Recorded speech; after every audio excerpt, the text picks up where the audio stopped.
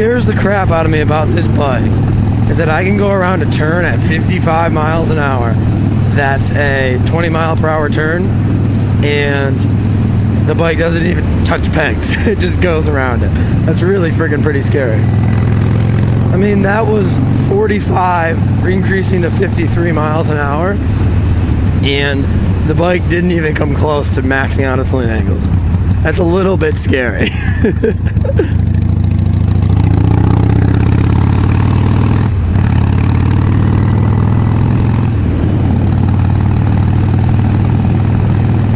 But actually what happens is, so this kind of leads me to what we're going to talk about today. Are cruisers more fun to ride on the road than a sport bike? Keyword, on the road. Words. My answer is yes, and here's why. Why are they more fun? Well, yeah.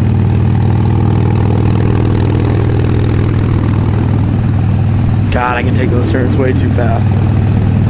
They're more fun because you can max out the capabilities of a cruiser on the road relatively safely. Even this bike, which is set up to corner pretty quickly, you can still max out its abilities without going really, really, really fast around turns. Whereas a sport bike, in order to max out its abilities on a road, on a public road, you're probably going to have to go around some of those turns. I was just on probably about 90 to actually get that thing all the way as low as it can go and get your body hung off and all that junk. So, what does that mean to you? Well,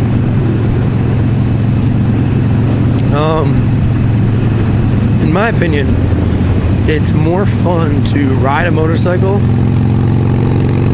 at its limits, or to drive a car at its limits. Like pushing something past where it was designed to go, to me, is more fun, in that you're doing something with it that the designers just barely designed it for. And, you know, reaching those limits are what gets my adrenaline pumping. Is it safe? Well, not really, but is it safe to ride a motorcycle? Is it safe to even go faster around corners than you have to anyway? Not really. So, within reason, of course, every once in a while I like to push the limits. Oh, fucking choke's still on. And I just turned the choke off with my foot again. That was pretty badass. So pushing the limits. Now, the thing is for me is that if I push the limits, you gotta know how far to go. So like, when I'm riding the bike and I hit one of those turns, you know, I've been around that little set of turns like 500 times or more.